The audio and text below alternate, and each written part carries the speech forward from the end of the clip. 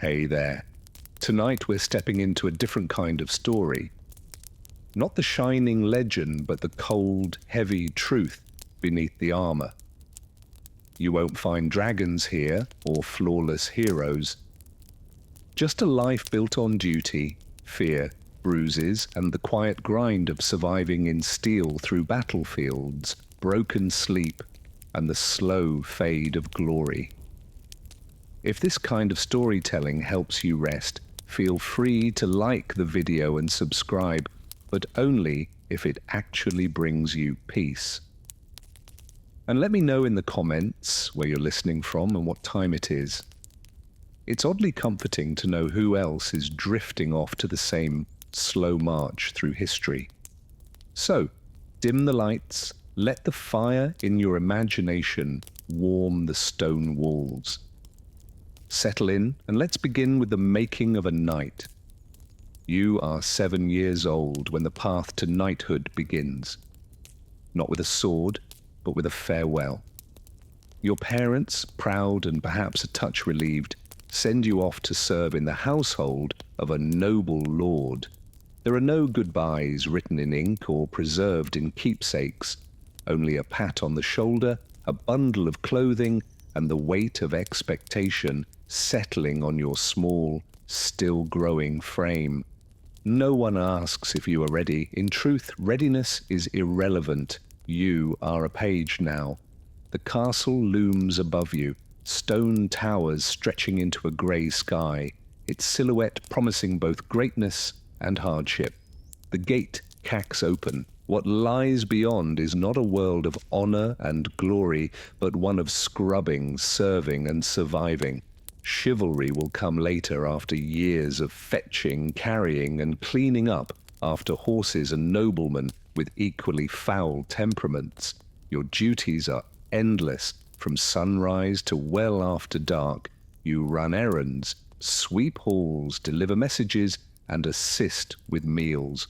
On especially lucky days, you're permitted to polish armor, which sounds glamorous until you realize it means scraping dried mud and horse dung from heavy iron boots. Your hands are blistered, your back aches, and the knights, they barely notice you. You are not yet one of them. You are the help. But even in these early days, training begins.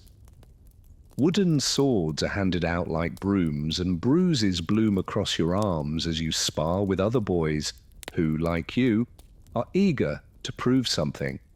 You're taught how to fall from a horse without breaking your neck. You fall often.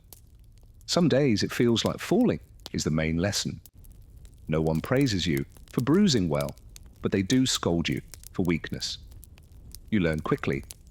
Pain is to be swallowed, not displayed. Discipline is everything. Speak only when spoken to. Bow deeper to those of higher rank.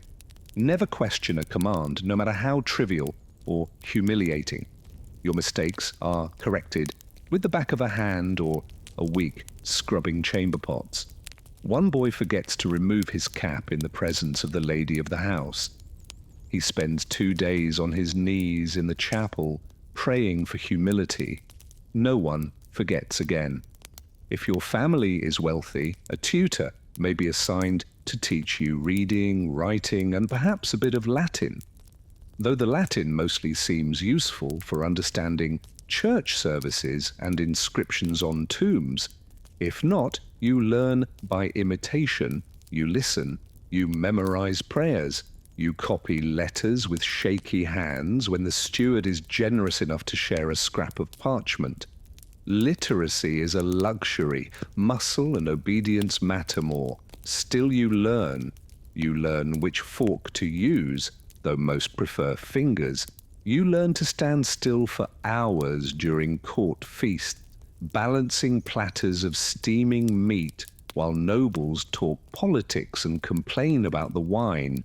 You learn to stay invisible when tempers flare and to disappear entirely when drunken knights start boasting about past battles. Every moment is an education in survival.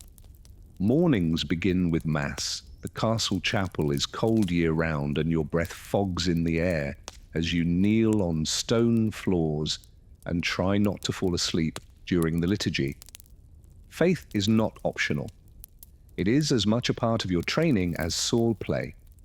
You are taught to fear hellfire, to respect the church, and to confess regularly. The priests speak of divine purpose, of holy duty. You nod along trying to stay awake. Mostly you pray not to get sick. There are few remedies and fewer recoveries. Meals are brief affairs, usually consisting of bread, cheese, and meat if you're lucky. Vegetables are suspect. Many believe raw greens cause illness, and so you develop a steady diet of salted meat and dry crusts. You eat quickly, knowing your next task waits. On rare feast days, there may be roast pig or honeyed oatcakes. These days are remembered for years, like dreams glimpsed through smoke. In the evenings, the hall grows lively. Minstrels sing ballads, recounting tales of Arthur and Roland and saints who slayed dragons. You sit on the edges near the fire, trying to catch every word. The songs are meant to inspire, but you are too tired to be moved. You think more of your sore feet than of Keoalic deeds. Still, something stirs in you. A hope, perhaps, that someday someone will sing of you. You sleep where you can, often in the servants' quarters, shoulder to shoulder with other boys, on straw pallets that smell of sweat and mildew. Some nights you are pulled from sleep to help with late arrivals or unexpected guests. You learn to rise without complaint, to work through exhaustion, to never let your eyes betray fatigue. A knight must be ready at any hour. The training starts here. You are not alone. Other pages suffer with you. You form silent friendships built on shared glances and muttered complaints. Together you learn the rhythms of castle life. You learn which knights are cruel, and which will look the other way when you steal a second helping of stew. You learn who to trust, who to fear, and which corners of the castle offer a moment's peace. There are moments of levity, a jest from the cook, a clumsy knight tripping over a dog, a stolen apple. You cling to these moments. They remind you that life exists beyond duty, that laughter still has a place even here. Occasionally, you catch a glimpse of the world beyond the walls. Merchants arriving with silks and spices, a troupe of performers, or a noblewoman riding past with her retinue. These sights feel foreign, like stories glimpsed through fog. You're not part of that world yet, but maybe one day. At times, doubt creeps in. The stories of glory feel distant, the reality far more grinding. You wonder if all of this, the aching limbs, the scoldings, the hunger, is truly the path to honor. But every so often you see a knight ride out in gleaming armor, pennant flying, and your chest tightens with thought someday that could be you. Your lessons in humility do not stop with bruises and hunger. There are also ceremonies to attend, even though you're barely more than background noise in them. You observe as nobles gather, dressed in fine fabrics you're not allowed to touch, much less wear. You're reminded by their glances and sometimes their words that your position is somewhere between useful and invisible. When dignitaries visit, the castle becomes a theatre. You help prepare guest rooms, polish silver, and sweep the same corridors 3 times over. If anything is out of place, the pages are blamed. And if something goes wrong, say a dog bites a visiting bishop's leg, well, let's just say it helps to know how to avoid being seen. You quickly master the art of looking busy while being nowhere near the problem. On festival days, there is music, dancing, and too much wine, at least for the adults. You're allowed to watch from the corners, soaking in the sounds and sights, while pretending not to be watching too intently. Occasionally, someone slips you a sweetmeat or a bit of cake, and for a moment the burdens of your position feel lighter. But these small kindnesses do not erase the reality. Your place is to serve, observe, and remember. Some pages find escape in books if they can read. The old steward's chamber holds a handful of illuminated manuscripts, heavy, bound in leather, and guarded as fiercely as the Lord's own armory. On lucky evenings, you're allowed to sit beside a fire and listen as an older scribe reads aloud tales of Roman generals or saints who endured unspeakable trials. These stories feed the mind while your body heals from the day's chores. There are warnings, too, spoken in hushed tones or muttered by older servants. They tell you of pages who failed to advance, boys who cracked under pressure, or were sent home in disgrace. Sometimes they vanish without explanation. Sometimes you overhear things you were never meant to hear. You quickly learn when to speak, when to nod, and when to keep your head down. The castle is your crucible, and every hour spent within its walls forges you into something harder, leaner, more capable. Not a knight, not yet, but no longer a child. You are a creature in transition, battered, disciplined, and quietly determined. So when you lie awake at night, staring at the wooden beams above your straw-filled mattress, you think not just of what you've endured, but of what lies ahead. The next phase, the next challenge, the next step on the path that will one day, if the gods, your lord, and your body all permit, make you a knight. But for now you are a page, and that is enough. At the age of 14, the apron strings of pagehood are ceremoniously snipped, though not with any kindness or softness. You are no longer a page, you are now a squire. And while this new title may sound like a promotion, it comes with considerably fewer sweetmeats and far more bruises. You have graduated from polishing floors to polishing armor, from fetching goblets to fetching the man who might be dying in one. Your new role is personal, intimate even. You are assigned to a knight, and you're expected to serve him as faithfully as a shadow. Where he goes, you go. If he rides into battle, you follow. If he falls, you run into the carnage to help him up, risking your own life in the process. You're no longer a child of the castle. You are the squire of a warrior, and your days are shaped by his demands. The physical training increases tenfold. Riding a waror, for instance, is not the elegant glide you once imagined. These beasts are enormous, bred for power and war, and more temperamental than most noblemen. Mounting them is a small battle in itself. Controlling them, a constant negotiation. Your thighs ache, your spine jars with every step. Your backside hasn't felt normal since Michaelmas. Sword training intensifies. You now wield live blades, not to kill, but sharp enough to cause concern if your opponent happens to be better rested or less distracted than you. You sparred daily, your body covered in bruises that never quite fade before new ones bloom. Every session is an exercise in humility. For every swing you land, you take 3 in return. The knight you serve doesn't expect grace, he expects grit. But perhaps the most tiresome part of your duties is equipment care. Armor, you quickly learn, is not just metal, it is an ecosystem. Sweat, grime, and the occasional slug somehow make their way into the joints of plate mail. You clean it, polish it, inspect every hinge and strap. If the greaves pinch or the helmet visor sticks mid-battle, that's your fault. If your knight dies because you missed a cracked buckle, you'll likely wish you'd died first. Weapons need sharpening daily. Lances must be tested, shields examined for cracks. Your knight's life and your reputation depends on the absolute precision of your work.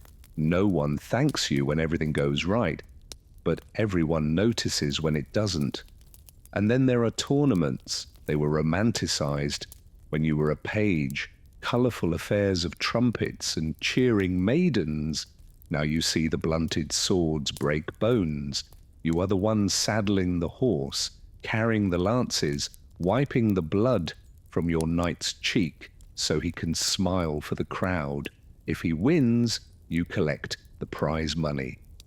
If he loses, you collect his broken ribs and what remains of his dignity. When real war comes, and it does, you march beside your knight into mud, rain, and uncertainty. Campaigns are long, uncomfortable affairs. Food is scarce, sleep is scarcer. Your armor, if you have any, chafes in places you didn't know existed. You begin to understand the real meaning of exhaustion when your limbs move, only because you know you must. Battle is not glorious. It is a cacophony of screams, metal, and orders lost in the wind, the clash of bodies, the stench of blood and sweat, the sudden silence of a dying man. These become your education. You learn to distinguish between fear that sharpens you and fear that paralyzes. You pray. The former shows up more often. You're not there to fight. Not yet. But that does not mean you are safe. When your knight is unhorsed, it is your job to reach him, lift him, pull him out of danger. Imagine dragging a man in full armor, each piece weighing more than a holiday roast, across a muddy field while arrows fall like rain. It is not heroic, it is backbreaking, and the reward is usually just the chance to do it again tomorrow. When your knight is injured, you tend to his wounds. If he is captured, you're expected to negotiate or deliver messages to secure his release. Sometimes this means dealing with men who would rather see him rot. You learn diplomacy not from tutors, but from necessity. Your words must be careful, your posture humble, your tone respectful. Even your silence becomes a tool. There are moments, rare but real, when you feel proud, when you lead your knight's horse into a camp and heads turn to look, when he nods at you after a battle, bloodied but alive.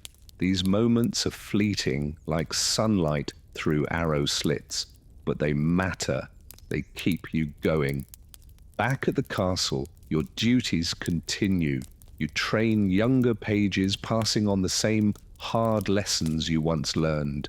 You serve at banquets, help organize hunts, and remain at your knight's side whenever guests of importance arrive. Your sword is worn, your boots are cracked, and you move like a man twice your age.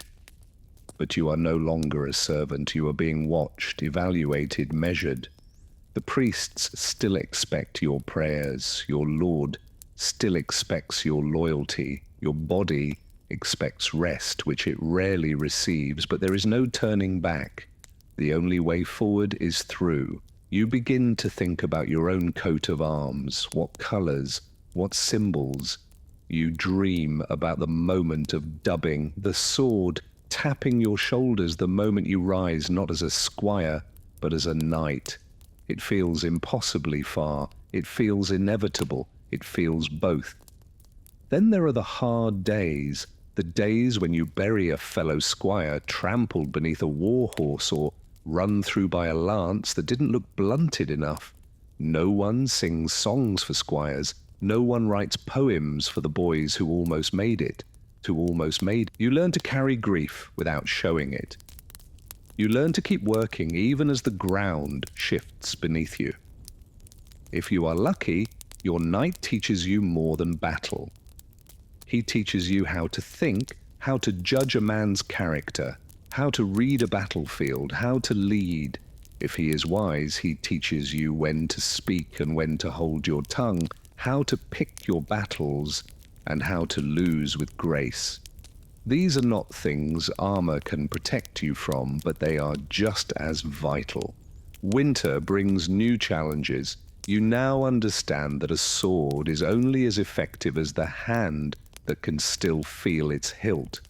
Your fingers crack from cold. and the metal of your knight's armor feels like ice as you buckle it on each morning. Snow turns the training yard into a mire of frozen mud. Horses slip, so do you. You do not complain. The weather like war does not care how you feel. There is talk among the older squires, talk of glory, of rebellion in the east, of a king's summons. You listen, absorb, calculate. You've seen enough to know that glory often looks like a grave. Still, you would ride out tomorrow if called. The waiting is often worse than the war. You write your first letter. It is stiff, clumsy, and formal. Addressed to your parents, if they are still alive, and telling them little. You're not even sure where to send it, but writing it feels important. Like anchoring yourself, like proving you're still someone beneath the bruises, sweat, and steel. One night after a feast, your knight drunk on me, and nostalgia tells you of his first campaign.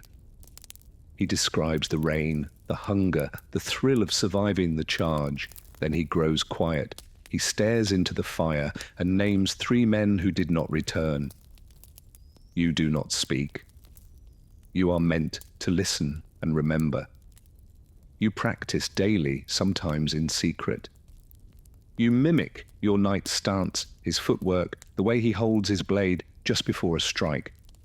You copy everything, hoping that imitation will one day become instinct. You bleed. You limp. You learn. Then one morning, without fanfare, your name is called. You are to ride with your knight, not as an observer, but as his second. There is no sleep the night before. No sleep is needed. When you mount your horse, you are ready. Not perfect, not fearless, but ready. Your story is still being written, but already it is etched into the cold iron of swords, the dust of roads, the calluses on your hands. You are no longer a boy, not quite a man, but closer now. You are a squire, and you are becoming. You're 21 years old, or near enough. Some squires are Ned younger, some older. But the number doesn't matter half so much as the fact that someone in authority has finally decided you're ready. Ready to kneel, ready to swear, ready, in theory, to kill and die, with a little more official ceremony attached. There's no sudden transformation. You don't wake up with a deeper voice or a firmer jawline. You're still sore from yesterday's training, still have mud on your boots, and a scar across your shoulder that won't heal. But this is the moment your entire youth has crawled toward your body, bruised, your pride battered, your hands hardened by years of polishing, sharpening, carrying, and serving. It has all led here to the day of your knighthood. It begins with solitude. You're given a chamber, small and cold, in which to pray, reflect, and fast through the night. There's nothing glamorous about it, just stone walls, a single candle, and a chapel-supplied blanket that somehow manages to be both thin and scratchy. You kneel on the floor, bones aching, stomach growling, and try not to think about the warmth of the kitchens or the scent of roasting pork wafting from below. This vigil is meant to purify the soul, to prepare you to accept the sacred duties of a knight. You're expected to meditate on the responsibilities ahead, defending the weak, serving your Lord, upholding the church. In practice, you spend as much time wondering whether anyone would notice if you had a sip of water or sat down for 5 blessed minutes. You're not alone in your discomfort. Dozens of squires have kept this vigil before you, some trembling with anticipation, others feigning serenity. You wonder which you are. You try to remember all the prayers, the creeds, the proper posture. You try not to think about the rumors of squires vomiting from nerves during the ceremony or passing out mid-kneel. That would be unfortunate, memorable, but unfortunate. Come dawn, you are escorted to the main hall. It is transformed for the occasion. Banners hang, candles flicker, nobles, knights, and priests gather in ceremonial dress, whispering politely behind gloved hands. A hush falls as you enter. Your name is announced. You kneel. Your lord, or perhaps the king, depending on your station, approaches. He carries a sword, a symbol of service and power. It may not be his own blade. Some lords keep a ceremonial sword just for this purpose, polished to a mirror shine and never used in battle. You try not to look too closely. You try not to shake. The sword taps your shoulders, left then right. The dubbing. In some traditions, you're also given a symbolic slap, a reminder of the physical and moral pain you must now endure without complaint. It's less of a blow and more of a firm pat, but the message is clear. A knight's duty is not to comfort, but to sacrifice. Then comes the oath. You speak solemnly, pledging loyalty to your liege, to God, and to the ideals of chivalry. You promise to defend the weak, to protect women, to speak truth, and to fight with honor. You repeat the words with as much gravity as you can muster, though you silently wonder how many knights still live by them. With the oath complete, you rise, not as a boy, not as a servant, but as a knight. The change is subtle, internal, and yet profound. People who barely glanced at you yesterday now nod in solemn approval. Your peers clap your shoulder. Your lord offers a tight-lipped smile which by noble standards might as well be a standing ovation. There may be a feast afterward depending on the wealth of your lord or the mood of the court. If so, you sit a little higher at the table, drink from a finer cup, and receive congratulations from nobles you once served wine to. Some squires are led on battlefields, their ceremony improvised amidst carnage. Others receive the full pageantry. Either way, the weight of the title settles on your shoulders, heavy as chainmail. Knighthood, as it turns out, is not a destination, but a doorway. The world does not slow down for you to enjoy your new status. Your duties expand immediately. You're now expected to lead men, not follow them, to make decisions, not simply obey, to ride at the front, not the rear. The same sword that dubbed you a knight is now yours to wield, and no one will double-check your choices anymore. If you err, it will be public, and it will be costly. You're also now accountable in new ways. A knight's word is binding. Your signature carries weight. Your absence at court is noted. Your presence in church is assumed. If you drink too deeply or speak too freely, it reflects not only on you, but on your household, your banner, and your leech. A slip of the tongue can sour alliances. A drunken scuffle can undo months of diplomacy. In short, your margin for error shrinks dramatically the moment your shoulder is tapped with a sword. Your responsibilities extend beyond battle. If your lord grants you land, you are expected to manage it wisely. That means collecting taxes, settling disputes among peasants, maintaining roads, and ensuring the harvest is strong. Knights are often imagined as warriors alone, but in truth they are administrators, enforcers, and landlords. Your sword may rest in its scabbard for months at a time, but your seal is pressed into wax almost daily. You also now have your own squire. The irony is not lost on you. He is young, uncertain, eager to please. You teach him to polish your armor just so, to saddle your horse without bruising its hunches, to pour wine without spilling. You correct him gently at first, then more firmly. He reminds you of yourself. It is humbling and slightly amusing to see how far you've come and how far you still have to go. There is also the matter of your code of arms. If you haven't had one before, it must now be chosen. Colors, symbols, family mottos, they all matter. They identify you on the field of battle and in court. They speak before you do. A red lion rampant on a field of gold says something very different than a black cross on a white bend.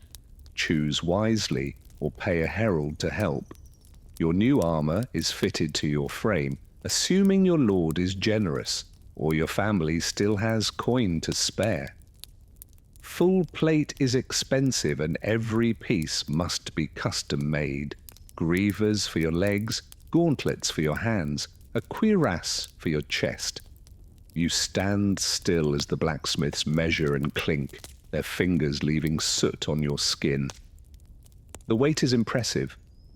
Walking in it feels like learning to move all over again, but you feel safe inside it too. As if metal might guard not only your body, but your name.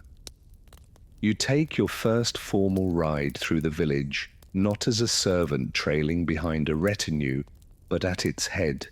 Children run to the roadside, old men bow stiffly. A woman tosses you a flower. You try not to look too pleased. The peasants don't cheer exactly, but they do stare. And in the medieval world, attention is a kind of applause. That night, in the solitude of your chamber, you remove each piece of armor slowly, methodically. You place your sword with care. You stare at your reflection in the polished plate and try to see what others saw today. A knight, a protector, a leader. You do not quite believe it yet, but you will. Not everything changes overnight. You still train each day. You still wake early and pray. You still limp after a long ride and W's when a blade catches your elbow.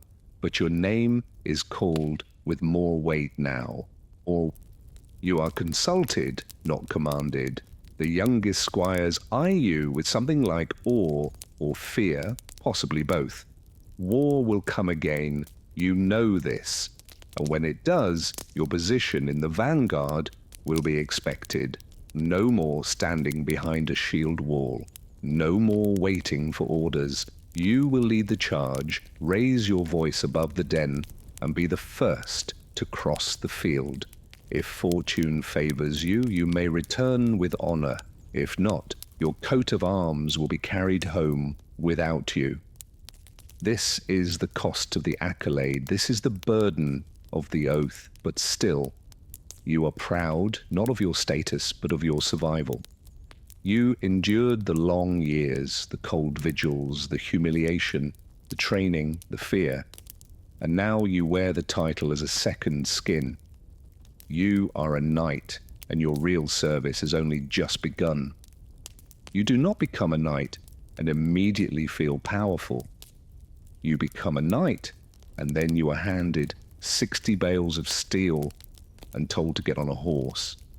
The first real lesson of knighthood is not how to fight, but how to walk, breathe, and not fall over in your own armor. At first, it's chainmail, of interlocking rings that drapes over your shoulders like an iron tunic. It's not as heavy as it looks, but it clings to you, drags at your limbs, and catches every drop of sweat your body produces beneath it. You wear a padded, gambeson quilted linen, stuffed with wool or rags, which smells awful after a single skirmish and worse after a week. But it keeps the mail from grinding against your skin like a cheese grater. As warfare evolves, so does your kit. Plate armor begins to replace mail, at first just a breastplate and greaves, then pauldrons for your shoulders, van braces for your forearms, sabatons to encase your feet, articulated joints, riveted segments, each edition designed to protect without pinching, though they almost always manage to do both. Eventually you are sheathed in metal from crown to toe, and it's less like wearing clothes and more like being folded into a walking bell. The helmet is the worst. It muffles your hearing, narrows your vision, and steams up with your own breath. In battle, it protects your skull. Outside of battle, it functions mostly to give you a throbbing headache. Some helms have visors you can lift, which helps with breathing and spitting, though it also makes your face an easier target. Trade-offs are everywhere in armor. Mobility, surprisingly, is not impossible. You can run, squat, mount a horse, even roll if trained well. But everything takes effort. You are not agile, you are deliberate, and you quickly learn to conserve movement like a man counting his last coins. After all, if your opponent wears nothing heavier than boiled leather, he'll be darting around while you resemble a mobile sculpture of St. George. Then there's the maintenance. Every piece must be cleaned, oiled, inspected. A single rusted rivet can jam a joint. A dented chest plate can buckle under a second blow. Your squire becomes blacksmith's apprentice overnight, scrubbing and hammering late into the evening. If he forgets a strap or fails to fasten your quizzes correctly, you notice painfully and immediately. And let's not forget the weapons. Your sword is your constant companion, but not your only one. It is not the slim rapier of modern imagination, but a broad, weighty blade meant for hacking, not fencing. Its edge is kept sharp, but not razor-thin. Better to survive impact, you carry it at your side, but draw it only when necessary. The sword is both symbol and tool, and in your hand it becomes an extension of will. Then there's the lance. A knight without a lance is like a fish without gills, useless in open battle. The lance is not delicate.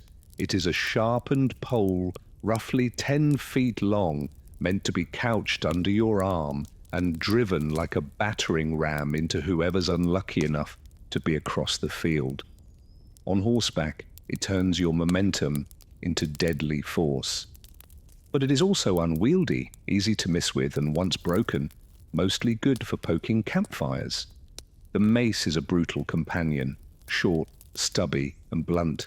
No finesse, no elegance, just a lump of iron on a stick designed to cave in helmets and crack ribs. Useful when your enemy's armor laughs off blades.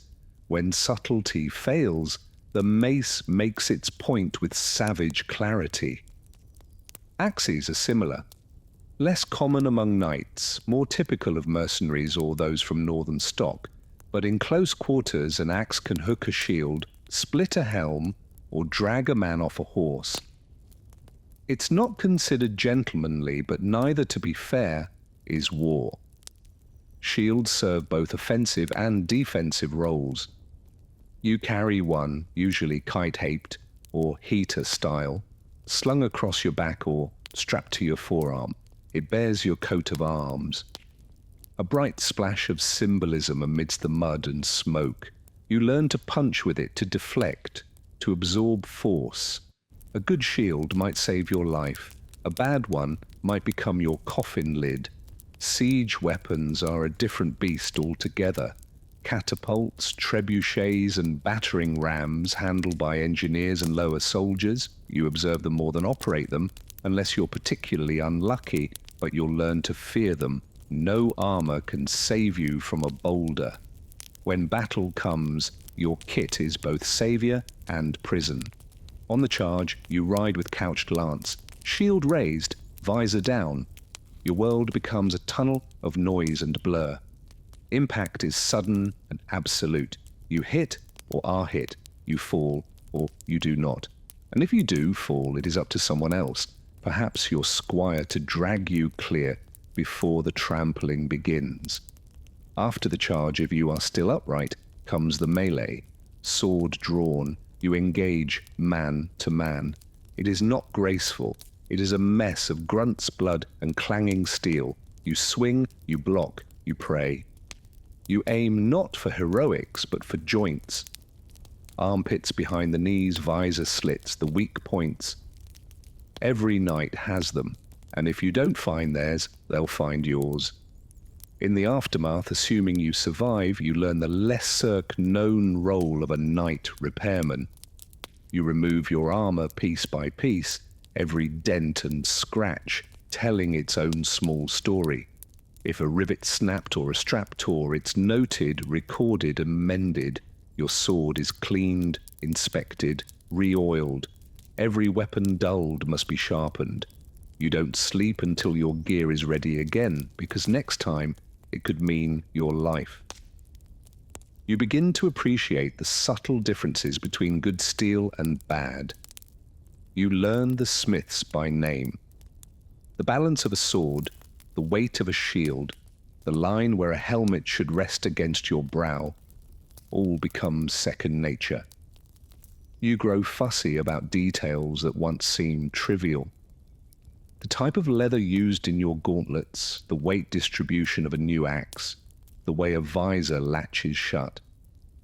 Some knights personalize their equipment with flair, engraved pommels, crests etched into breastplates, gilt inlays. You may do the same if coin and vanity permit, but beneath the ornament lies the same brutal reality. Armor is not costume, it is coffin prevention. There are downsides, of course. Armor is expensive. Your share of spoils from war or tournaments often vanishes into repairs and replacements. And then there's the matter of heat. Summer in a full suit of plate is like walking inside a forge, especially in the midday sun. You sweat buckets, faint if you're not careful, and attract flies with all the grace of a walking roast. Despite it all, you come to trust your gear like a second skin. You've tested it under arrow fire. You've felt the jolt of a mace strike echo through your ribs and known the armor did its job. It protects, yes, but it also transforms. You walk taller in it. People part when they see you coming. Children point. Commoners bow. And yet you know this. The steel does not make you invincible. It merely postpones the inevitable. You can fight well, prepare thoroughly, wear the finest forged suit in Christrisendum, and still fall to a lucky spear thrust or a well-placed arrow. A knight's tools by time, not certainty. When you remove your gear at night, you do so slowly, reverently. Each strap undone, each piece lifted away leaves you smaller, lighter, vulnerable. Beneath it all, you're still just flesh, bruised, stiff, and aching. And it's in those quiet moments with your sword across your lap and your armor cooling on the stand that you truly understand what it means to be a knight. You're not made of steel, you just wear it well. And so each day begins with the familiar ritual, lifting, strapping, adjusting, checking. Your squire tightens the buckles and hands you your gauntlets, his eyes scanning for wear, for weakness. You nod silently and step once more into the shell of your profession. Because no matter how tired you are or how many scars line your ribs, you are still needed, still bound to ride out, to raise your shield, to stand between danger and those who cannot. This is the life you've built, plate by plate, blade by blade. This is the weight you chose to carry, and you carry it well. You were told there was a code, a shining, noble creed to live by. Chivalry, they called it. The very word sparkled with promise like polished armor in morning light. It was meant to define what it was to be a knight. Bravery, courtesy, honor, protection of the weak, reverence for the church, a lofty ideal written in elegant scripts and praised from pulpit and poet alike. And then you rode into your first battle, watched a man in full heraldic splendor trample a retreating soldier, and realized the code is more of a suggestion. Chivalry, in theory, is a code of conduct, a moral compass for those who carry swords rooted in Christian values and feudal loyalty. It began as a way to temper violence with virtue. The church, ever anxious about the havoc wrought by idle knights, took pains to transform you from a hired blade into a holy defender. You were not simply to fight, but to fight rightly in practice. However, chivalry is like a tapestry, grand at a distance, but fraying up close. The official tenets vary depending on which chronicler or cleric you ask, but some themes remain constant. Protect the innocent, defend the church, serve your lord loyally, show mercy to foes who yield, be honest, avoid unjust wars, and honour women, particularly those of noble birth. A fine list, admirable even, and also inconvenient, because in the thick of battle, no one stops to recite their virtues. You swing, you survive, you follow orders, even if they involve torching a village suspected of disloyalty. You take prisoners, yes, but mostly because they're worth ransom. Mercy has a market value. As for honesty, it's encouraged. Unless deception serves your lord better, a knight may be honourable in the abstract, but becomes remarkably flexible when land or legacy is at stake. Many a lie has been wrapped in noble language and delivered from horseback with great conviction. Protecting the weak sounds lovely in songs, but in the field, the weak are often collateral. If your lord requires a peasant uprising crushed, you ride. If a convoy of commoners stands between you and the enemy's grain supply, you don't go around, you go through. The poor admire knights from afar because they're rarely better off when one rides by. Then there is the matter of women. The songs speak of courtly love, of gallant men pining in poetic torment for unreachable noble ladies. In truth, your relationship with women is defined more by property law than poetry.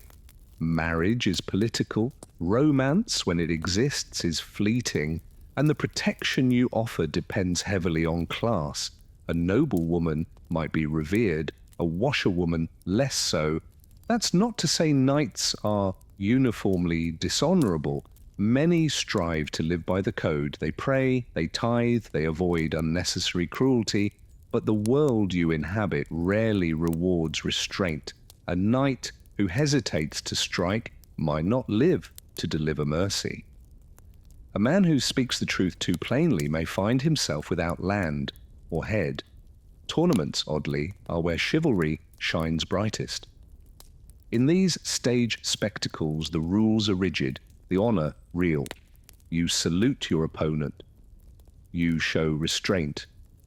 You lose with grace. It's theatre, yes, but it's theatre where the actors believe in the script, and for a moment, the code becomes reality, if only briefly. There are manuals, actual written guides that lay out knightly conduct in Florida detail. One might advise you not to strike an opponent who has lost his helm. Another might say that if a lady drops her glove, you should retrieve it without stepping on it or staring too long at her ankles. The church writes its own rules more focused on piety. Attend mass, confess sins, avoid gluttony, and above all, never forget who sanctioned your right to kill. These manuals are read aloud in courts and training halls. Some squires memorize them, others nod politely and return to sword drills. In truth, the code is interpreted differently in every household. Some lords emphasize loyalty, others demand ferocity. A few take chivalry so seriously they disown sons for showing cowardice. Others, knight boys who haven't seen a day of battle simply for the right marriage alliance. What you learn over time is that chivalry is not a sword to wield. It's a mirror. Some polish it daily, others shatter it for convenience. You yourself try to follow the spirit, if not the letter. You help your squire when no one's watching. You spare an enemy who's yielded, though your comrades jeer. You ride back to a burning hamlet to escort a limping peasant out because her child clutches your leg and says, "Please." These moments stay with you longer than most victories. They cost little. They feel like something old, something sacred, and yet no bard will ever sing of them. Chivalry, you discover, is not about grand gestures. It's about small decisions made when no one is looking, and no one is. It's about being decent in a profession, built around destruction. It's about knowing you are a weapon and choosing sometimes not to strike. Still, the tension never vanishes. You kneel before a bishop one day and torture granary the next. You cradle a wounded comrade, then trample a fleeing footman who happens to be in the way. You write your name beneath a pledge to honor and restraint, then sign orders that send starving men to their deaths. You begin to understand that the code of chivalry is less a shield and more a compass. It doesn't stop you from getting lost. It just gives you something to check when the fog sets in. Some days that's enough. In the quieter hours, you reflect on the contradictions. The songs you once memorized speak of knights who slayed beasts and rescued virgins. Your life, meanwhile, consists of tax disputes, bloody marches, and aching knees. You were promised glory, you were handed logistics, and yet you don't resent it. Not entirely, because sometimes the code helps you remember who you were supposed to be before the world got hold of you. You meet knights who abuse the code, who weaponize it. They quote scripture while pillaging. They preach honor and practice terror. You learn to recognize them by their polished crests and empty eyes, and you learn to step aside, or when given the rare chance, stand in their way. You are not perfect. You've broken the code. You've struck men who had surrendered. You've taken spoils that weren't yours. You've stayed silent when you should have spoken, but you remember the faces of those who tried. The knight who held a gate so a village could flee. The one who refused to burn a monastery even under threat of exile. The one who died kneeling not in surrender, but in prayer. And so in your own way you keep trying. You carry the code not in scripture but in habit. You pick it up like your sword each morning, knowing it may slip from your grip by nightfall, but reaching for it anyway, because without it, you are merely a killer. And with it maybe, just maybe, you are something more. This is chivalry, not what the minstrels sing, not what the priests preach, but what you try to practice in a world that gives you every reason not to. And so you ride, still bound to your oath. You defend your lord, fight his enemies, bury his dead, but you also feed your squire when the pantry runs low. You speak kindly to the old woman in the village who remembers when you were a boy. You return a dropped glove even when no one is watching. You are a knight, and you remember the code, not because it makes you stronger, but because it reminds you what strength is for. One day, years from now, a boy will ask you what it means to be chivalrous. You won't recite scripture or point to crests. You'll hand him your sword and tell him to hold it steady, and then you'll ask if he can carry it without ever letting it fall on the wrong soul. That, you'll say, is a good place to start, because in the end, chivalry isn't about purity. It's about persistence, about falling short and rising again, and choosing, however quietly, not to become the very thing you were once sworn to fight. And with each choice, you draw your sword a little straighter. You've trained for years, carried swords before you ever swung one, watched men die before you were allowed to charge, and polished your own armor so often you can still smell the vinegar and oil in your sleep. But none of that truly prepares you for this. The moment the trumpet sounds, your horse shifts beneath you, and the ground ahead fills with the bodies and banners of your enemy. The battlefield is not a stage. It is not an arena of honor or a chessboard of strategy. It is a pulsing, groaning thing, mud, blood, and metal wrapped into chaos. You can recite the names of old heroes, the codes of chivalry, the rules of engagement whispered by bishops in candlelit chapels. Out here, none of them matter. Marching to war begins long before the fighting. You ride for days, weeks, even through rain, sleep, and sun. The air grows worse as the army swells, body heat, dung, and rotting rations blending into something foul enough to turn even the sturdiest stomach. Feet blister, tempers snap. Your companions shift from camaraderie to muttering and silence. Men begin to smell like their horses. You do too. Camp life is brief and miserable. Tents flap in the wind like damp flags. Fires smoke more than they warm. You eat what's left: salted meat, hard bread, dried peas. Sometimes you're lucky, more often you're not. Clean water is rare, and when it isn't, you worry what's floating in it. Armor is cold in the morning, blistering by noon. You sleep with your boots on and your sword within reach. And then one morning, you crest a ridge and see them. An army array across the field, their own banners snapping, their knights glinting in the rising sun. This is it. Your commander gives orders, shouted and relayed. Everyone nods. Few truly hear them. Truly, your stomach tightens. You check your horse's girth strap. You say a prayer, or pretend to. You wonder how many will die before the sun sets. Then it begins. The charge is not graceful, it is thunder. Hooves tear the ground, lances lower, and every heartbeat counts down to impact. You aim your weapon and hope the man opposite you is slightly slower, slightly more afraid. The clash is bone-shaking. You might hit, you might miss. You might be hit, you might fall, and if you fall, you pray you can get up before the next wave tramples you.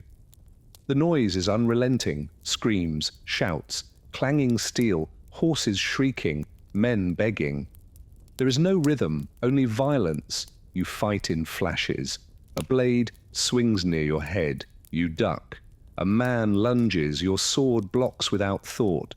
An axe strikes your shield. You feel the shock in your teeth. You do not think in terms of heroism. You think in terms of inches. Every step forward might be your last.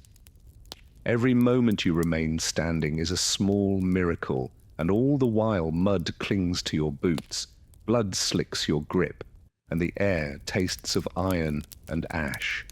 There are no clean victories. Even if you survive, you've likely killed someone face to face, looked into their eyes, seen their fear, felt their last breath on your face. No one teaches you how to live with that.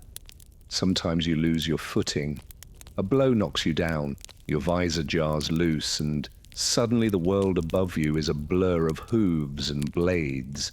You flail, crawl, push yourself to standing. If your armor catches in the mud, you're a turtle on its back. If your squire finds you in time, he might pull you free. If not, well, there are worse ways to die than being forgotten. You catch glimpses of others, knights unhorsed, peasants impaled, banners falling. You recognize faces, friends, comrades. They're gone in an instant, replaced by another swinging sword. There's no time to mourn, only time to breathe and swing again. Sometimes the melee collapses into confusion. Orders become meaningless, lines dissolve. You find yourself beside men you don't recognize, enemies mistaken for allies, and vice versa. In those moments, the battlefield becomes its truest form. Not a clash of nations or ideologies, but a storm of survival. If you live, it ends not with trumpets, but with exhaustion. Your arms ache, your ears ring. Your horse, if still alive, is foaming and trembling. You stagger back to camp, strip your armor with shaking hands, and stare at your blooded gloves. You hope it's not your own, you're not sure. Later you walk the field. Crows already gather, men groan where they lie, too wounded to move. You try to help, but there are too many. Some you leave with water, some with a whispered prayer, some you finish because it is kinder. Your boots soak through with blood, you stop noticing the smell. Lutters are already at work, stripping the dead of rings, purses, boots, sometimes even teeth. It's dishonorable, yes, but also practical. War is expensive, and a fallen knight's sword might pay for someone's winter grain. You turn your gaze elsewhere. You do not stop them. You find your comrades, those who made it, sit with them beside a dying fire, each of you silent. Some clean wounds, others just stare. No one boasts, no one drinks. You all know better. The ones who laugh after battle tend to cry when the fever sets in. There is no celebration. There is only tallying. How many were lost? How many banners captured? How many horses must be replaced? How many squires did not return? In the weeks that follow, the story is cleaned up. Minstrels compose ballads of noble charges and glorious stands. The Lord gives a speech. Priests declare a righteous victory. You are paraded through the streets on your return. Flowers are thrown.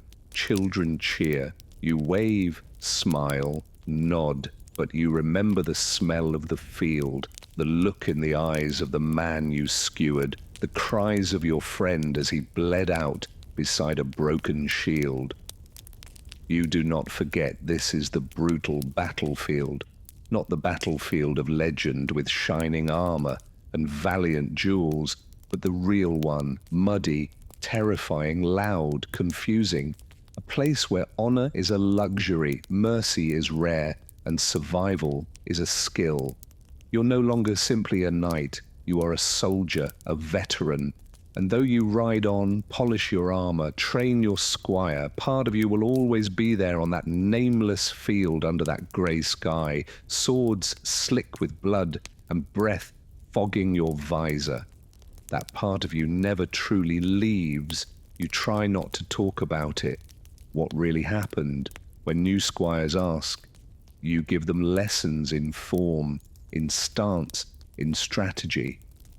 You do not describe the sounds, you do not mention the shaking hands, not because you're ashamed, but because words cannot make sense of it, and because part of you is afraid they'd still want it. But you prepare them all the same. You train them to keep their shield up even when they're tired, even when they're to watch their footing, to check the straps on their greaves twice, not once. These small details save lives. You know, you've seen the cost when they're forgotten. Over time, your own scars fade.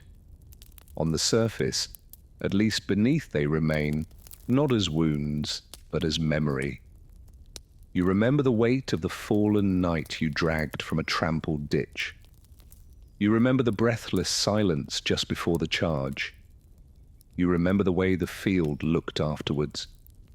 Still broken, wrong. And still you ride because someone must, because the war never really ends. It only sleeps between battles. You do not seek glory anymore. You seek clarity. You seek survival. And you try in whatever way you can to make sure the men beside you come home. This is what it means to fight. Not for banners, not for poems, but for the man at your left and the one at your right. For the squire who still believes in songs. For the prayer you whisper, even when you don't believe. You were shaped by steel, but forged in the field. This is the brutal battlefield, and you have survived it.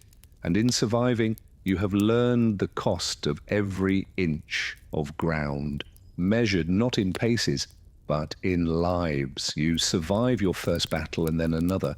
And though war never truly ends, it does go quiet. Armies disband, swords are sheathed, the banners come down. For a while, there is peace. But a knight with no war is a weapon left idle, and idle weapons tend to rust. So you turn to the next best thing, the tournament. Not a brawl, not a massacre, though it might come close, but a staged battle dressed in heraldry, pomp, and profit. Where war is chaos, a tournament is choreography. Where battle makes legends, the tournament makes celebrities. It begins with an invitation. If your name carries any weight or your lord's coin carries enough, you're summoned to a list field near a bustling town where the banners fly as high as the entry fees. You arrive with your squire in tow, your armor shined to near blinding polish, your horse combed and plaited like a bride's hair. The grounds are prepared days in advance. Wooden stands rise from the grass. Merchants set up stalls selling meat pies and put tokens. Minstrels rehearse songs they hope to sell before the jousts begin. Children run between tents, shouting names of their favorite knights. Yours may even be among them if your last performance was sufficiently bloody. But make no mistake, this is no gentle pastime. A tournament is as dangerous as any battlefield, only better lit and more politely announced. There are two main events, the melee and the schoost. The melee is a grand mock battle. Dozens of knights on foot or horseback charging each other across an open field. It is said to mimic real combat, though it rarely obeys real combat's rules. The goal is to disarm, unhorse, or bludgeon your opponents into submission, preferably without killing them. Not out of mercy, but because corpses don't pay ransoms. You enter the field with your team, shield emblazed with your arms, heart thudding behind your breastplate. Horns sound, the crowd roars. You lower your visor and plunge in. The fight is real enough. Blades are blunted, yes, but not harmless. Bones are broken, teeth are lost. Pride always is on the line. You strike, you're struck.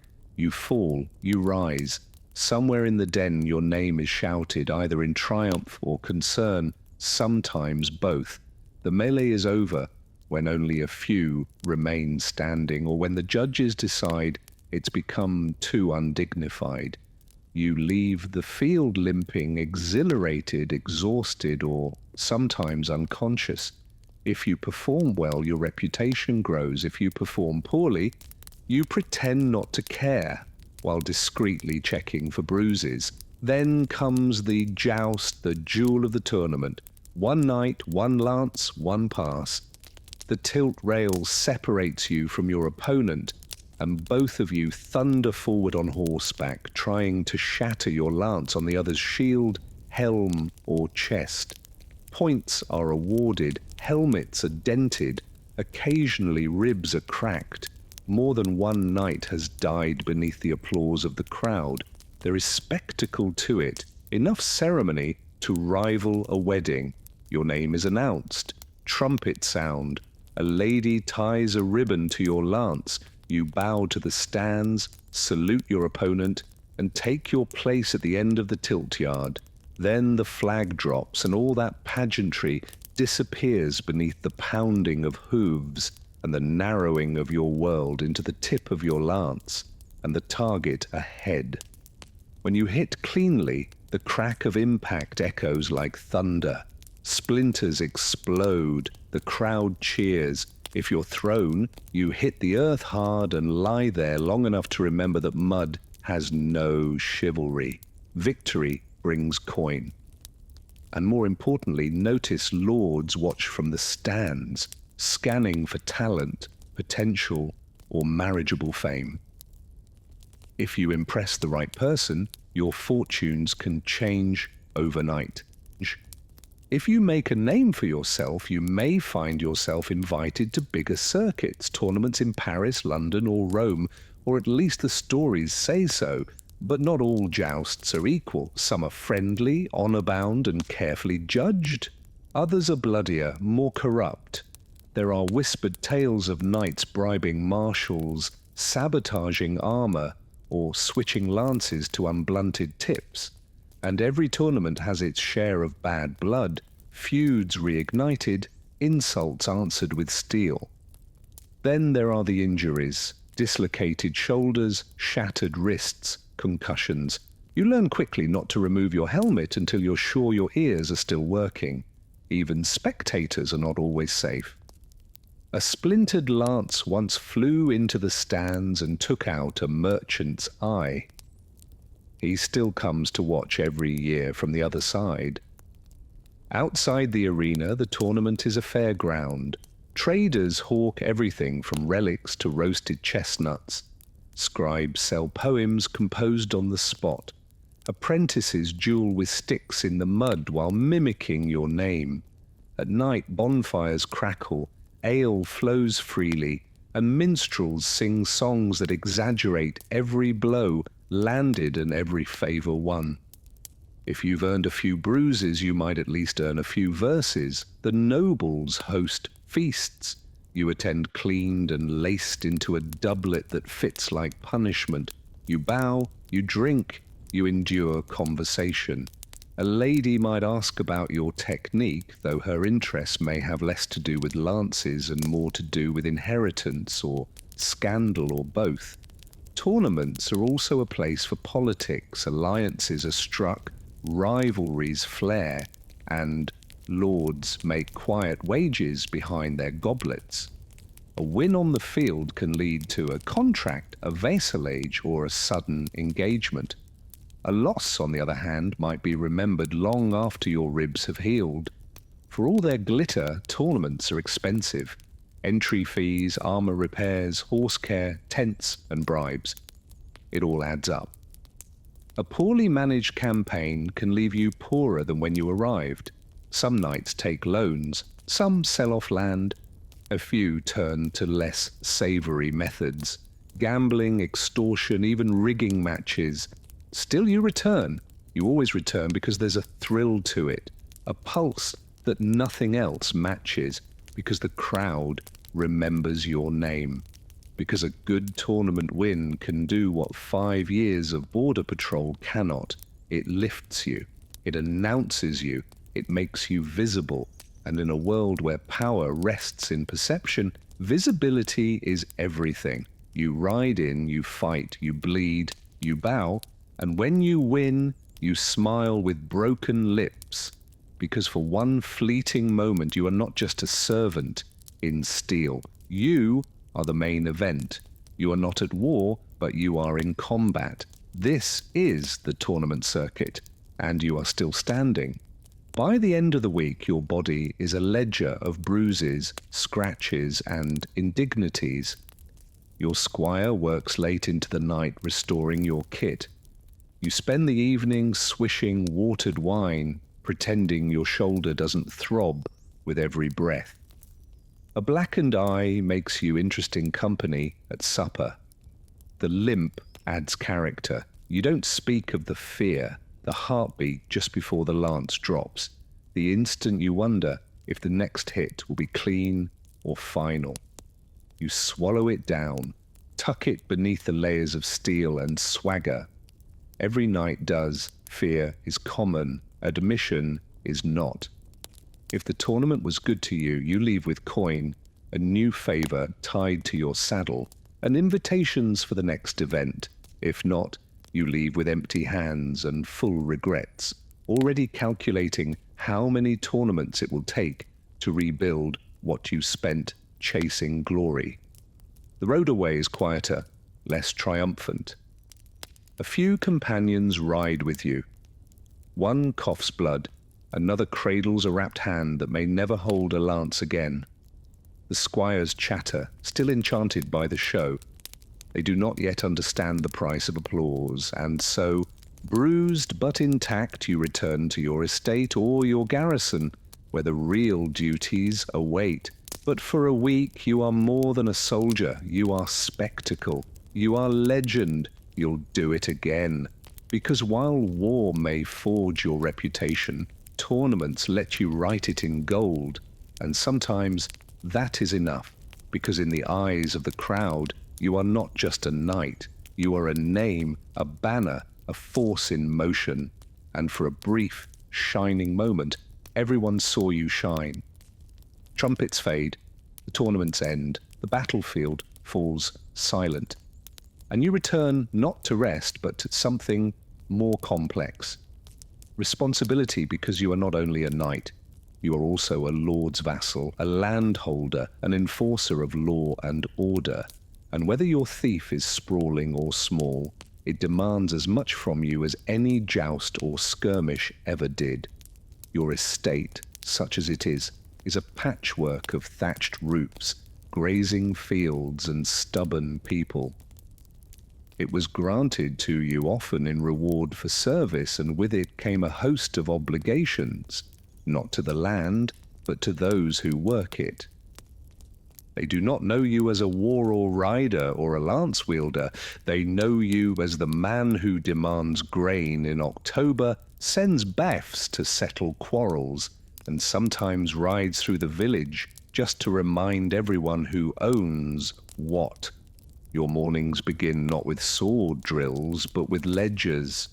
Your steward rattles off figures, bushels harvested, taxes collected, debts outstanding.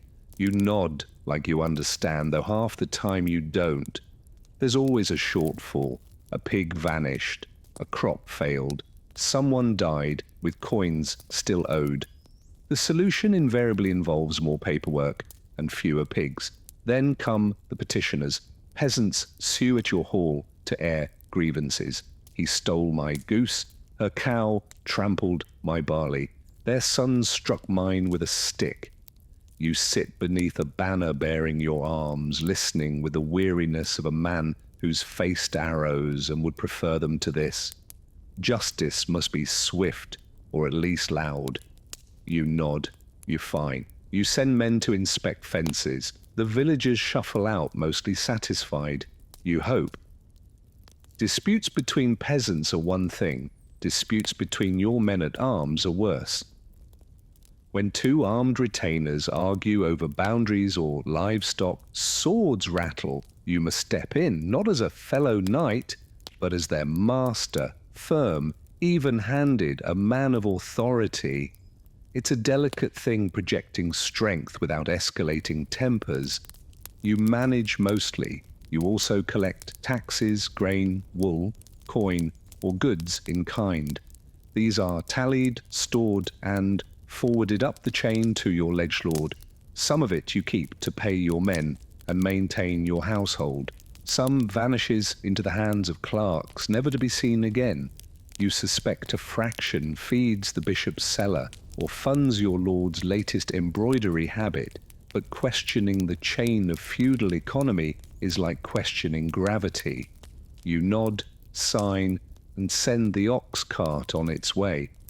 Inspections follow. You own fields, riding slowly between rows of barley and flax. You speak to the reeve, the village-appointed overseer, who informs you of labour shortages and brewing discontent, and you pretend not to hear the mutters from the hedge about rents, about levies, about your fine new scabbard that probably costs more than a plough. You smile, offer a nod, and ride on. Respect is maintained less by affection than by distance. Your hall must be stocked and guarded, your garrison drilled, your walls maintained, and your steward reminded that the grain cellar smells odd again. You oversee the blacksmith, the cooper, the baker. You approve repairs to the millstone, arrange timber for winter, and once a month host a feast for local tenants to keep up the illusion that everyone is cheerful and loyalty is mutual. You arbitrate marriages, approve apprenticeship contracts, and on occasion deliver punishment. Thieves may lose fingers, poachers might coin or days of labor. There are gallows, but you rarely use them. They're more useful as symbols than tools. Still, when necessary, you remind the village what happens when law is ignored. The church is ever present. A priest serves your estate and you contribute to his chapel's upkeep, lest your name find its way into a sermon. You attend mass, confess sins you vaguely regret, and make donations that conveniently match your most recent misdeed. Piety, after all, is easier in coin than in conduct. Even your household requires managing. Your servants rotate between loyalty, incompetence, a mild insubordination. The cook is furious about the flour quality. The stable hand swears the hay shipment is late again. One of your chambermaids is scandalously friendly with a visiting knight, and you must pretend not to notice unless it causes a child, or worse, a rumour. Your squire needs training still, always. He forgets your saddle straps, leaves your sword unched during rain. Once he polished your boots with lard, you scold him, train him, threaten to send him to the monastery, then end the day praising his effort with a nod. That's all the boy really wants. Your wife, if you have one, runs her own part of the estate, organizing the kitchens, managing servants, keeping accounts. She is as sharp as your sword and twice as terrifying when crossed.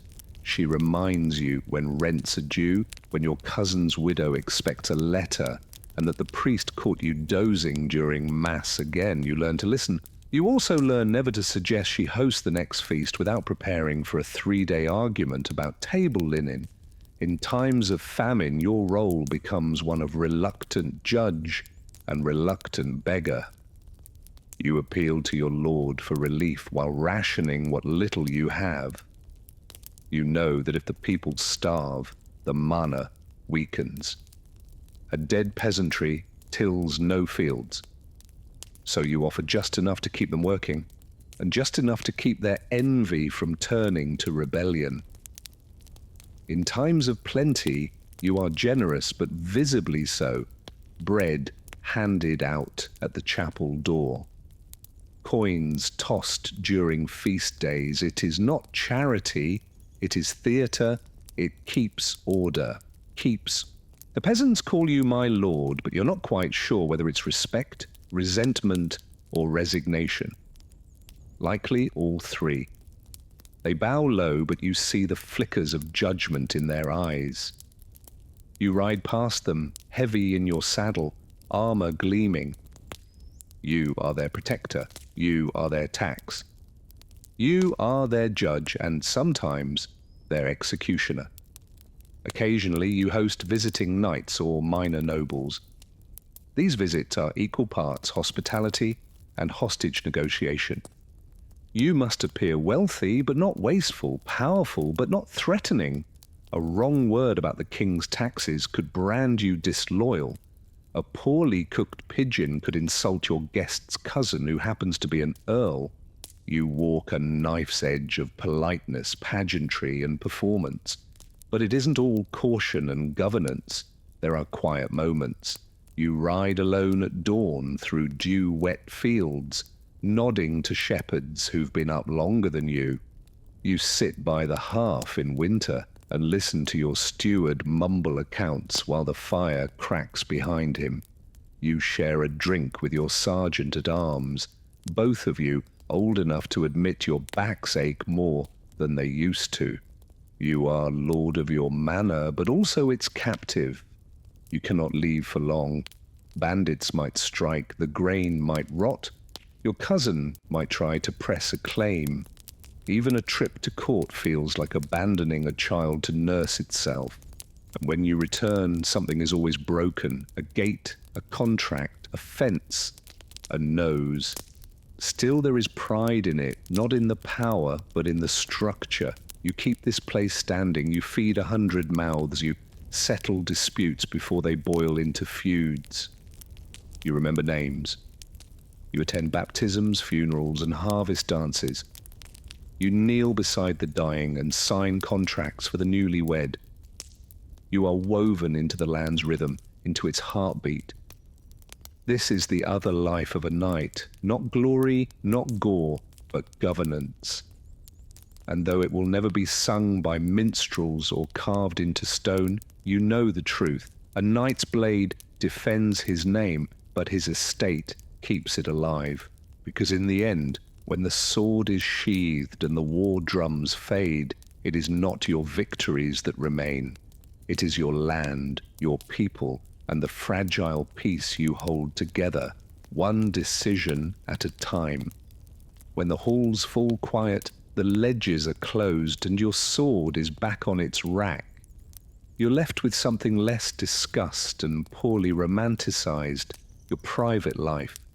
You'd think after tournaments, campaigns, and estate matters that you'd collapse each night into dreamless slumber. You'd be wrong. Rest is elusive. Comfort is intermittent. The truth is, sleep is a luxury in a knight's world, and one that must often be negotiated. Your bed is not the downfield paradise of later centuries. It's a wooden frame stuffed with straw or wool, covered in linen that smells faintly of dust and fatigue. You share it perhaps with a spouse or alone, or occasionally with your armor spread out to dry beside you, ticking softly as the heat leaves the metal. You do not sleep through the night. That isn't how things work. You sleep in shifts broken by prayers, patrols, and old wounds that ache more as the hearth burns low. Some nights you're summoned to settle a dispute in the barracks. Other times you simply lie awake, replaying a tilt that went badly, or wondering whether the steward lied about the granary again. But it's not all gloom. There is laughter too, and warmth that does not come from fire. Your hall is more than a court of judgment. It's your hearth, your theatre, your lounge. Minstrels sing by the fire. A bard may be passing through and recite tales of distant wars or love-struck princes. You know the endings already. You enjoy them anyway. Familiarity is its own comfort. Games are played. Dice, chess, backgammon. You cheat occasionally when no one's looking.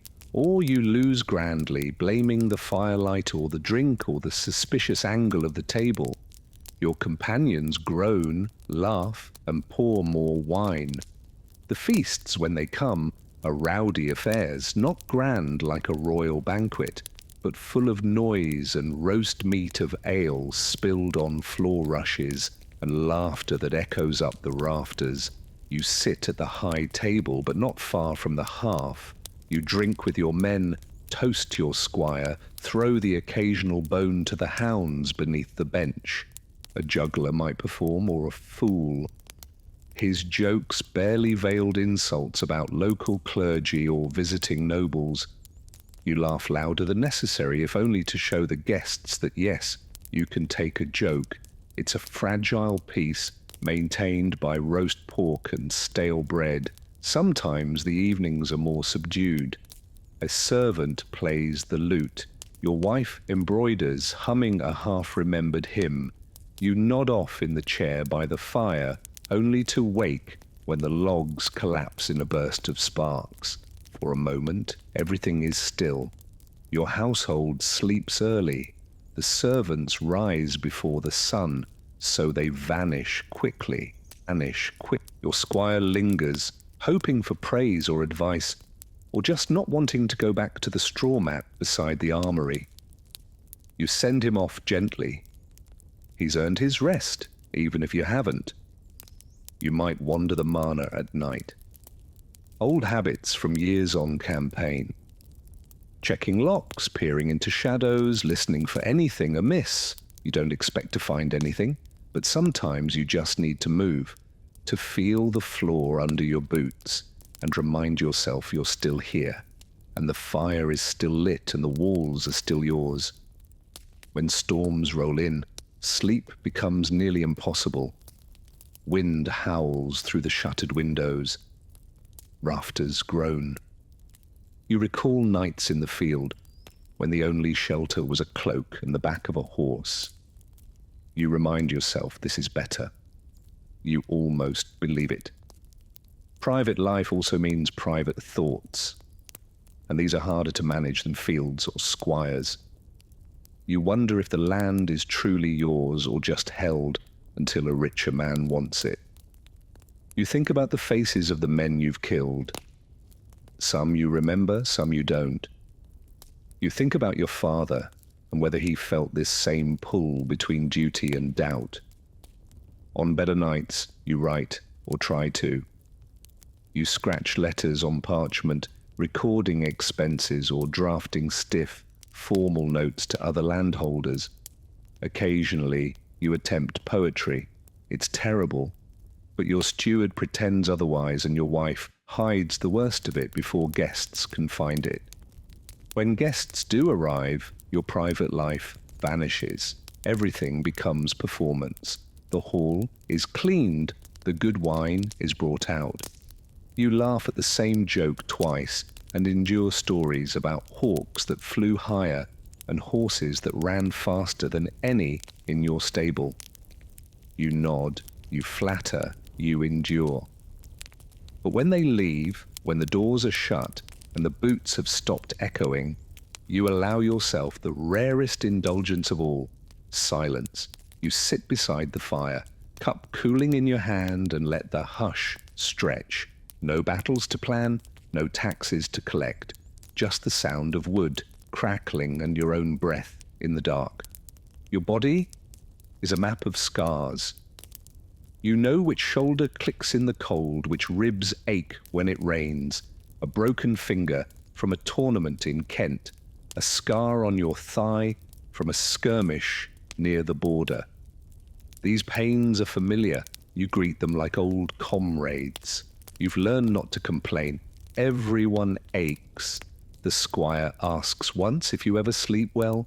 You smile. Tell him yes sometimes when the fire burns low and the dogs don't snore. It's a lie, of course, but it's the kind you tell kindly. And there are dreams, vivid, strange, persistent. Sometimes you're back in battle, reaching for a sword that isn't there. Sometimes you're walking the halls of your childhood home, except the walls are crumbling and no one speaks your name. Once you dreamt of flying above fields, rivers, and the manor itself. You woke up smiling for once. Not every moment is grand. Most are not.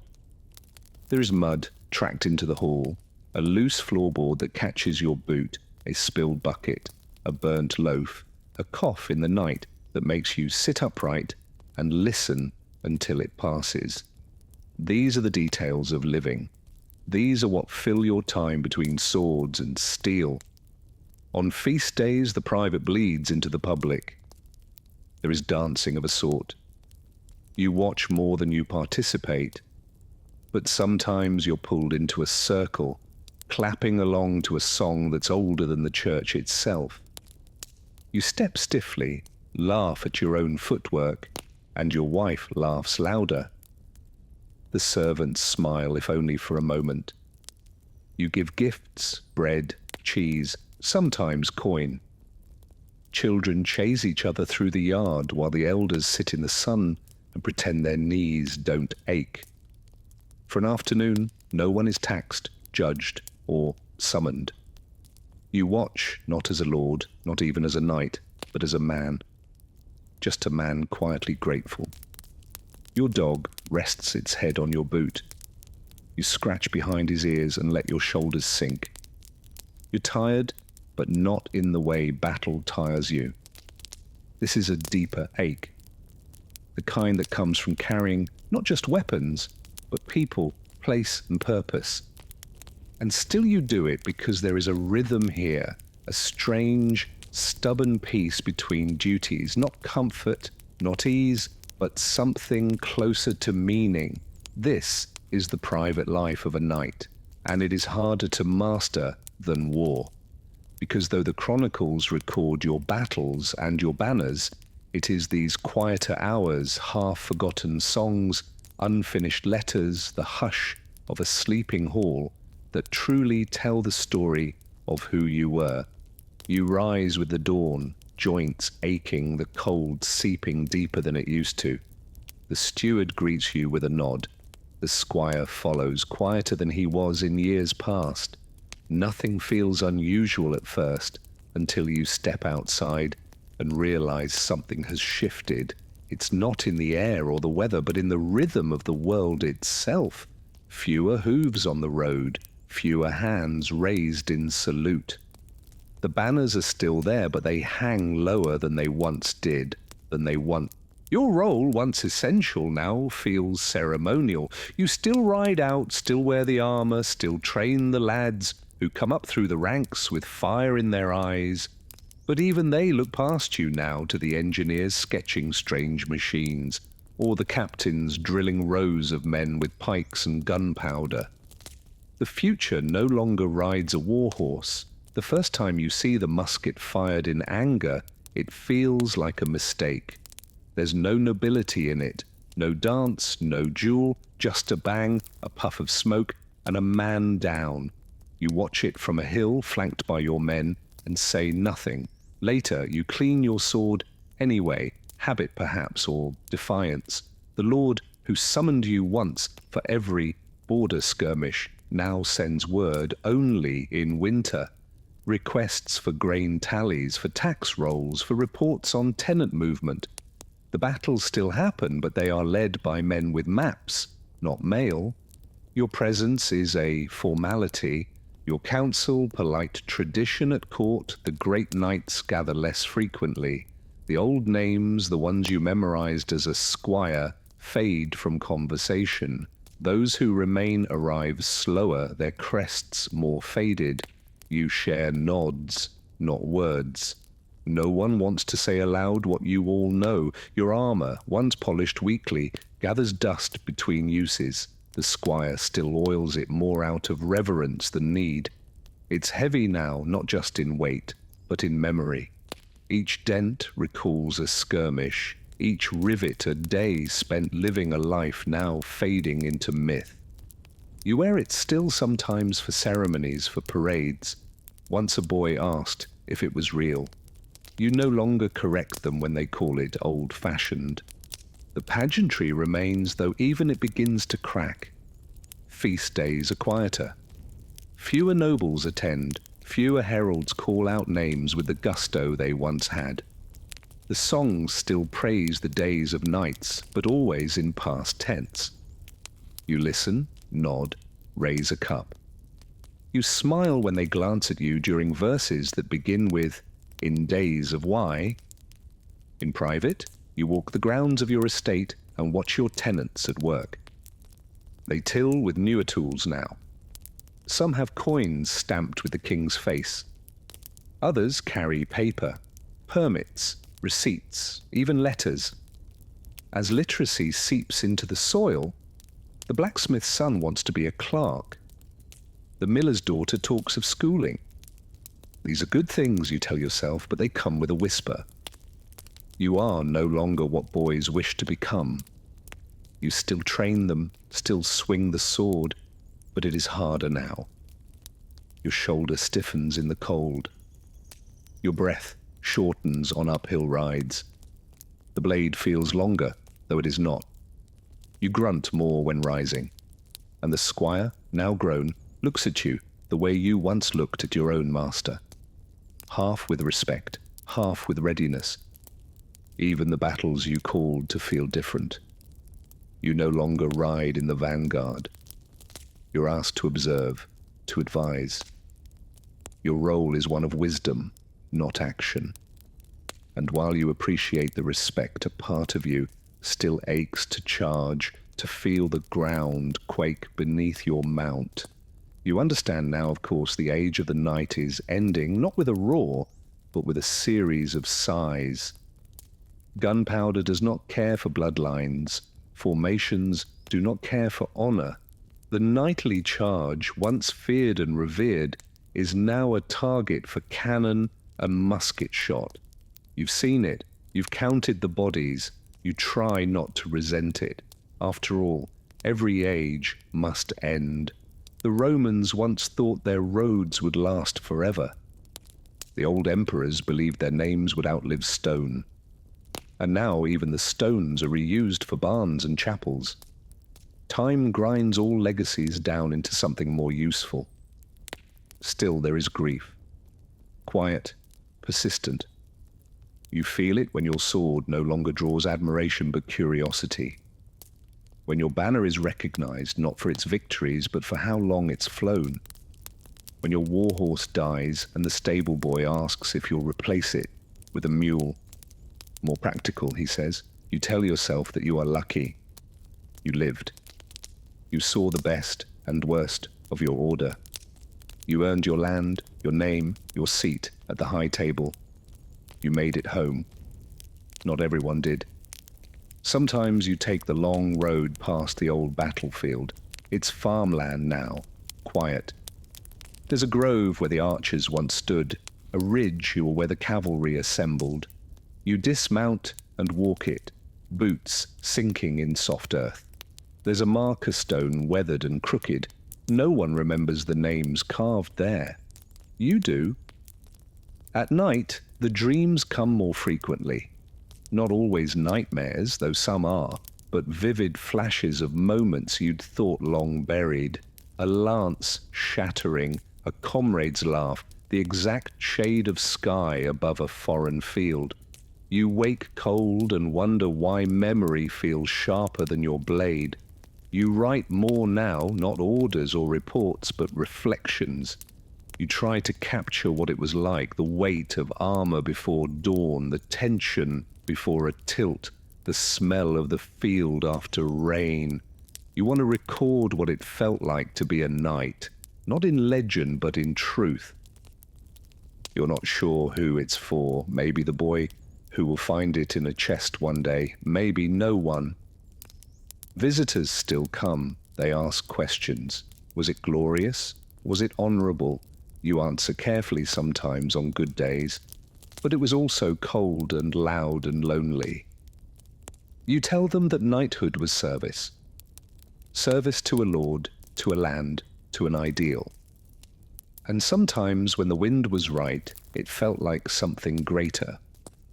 You walk with a cane now. The squire, full grown, walks beside you and tries not to look worried. He calls you sir. Still you allow it. It costs nothing. And it reminds you that even if the age is ending, you are still its echo. You pass your sword to him one evening. Not in ceremony, just in quiet. He takes it with both hands, eyes wide. He doesn't say thank you, he doesn't have to. And so you fade, not in shame, but in rhythm. The halls grow quieter, the hearth burns lower, your duties lessen, the land continues, the people work. And in the stillness between seasons you feel something like peace. Let the bards sing of dragons and jewels.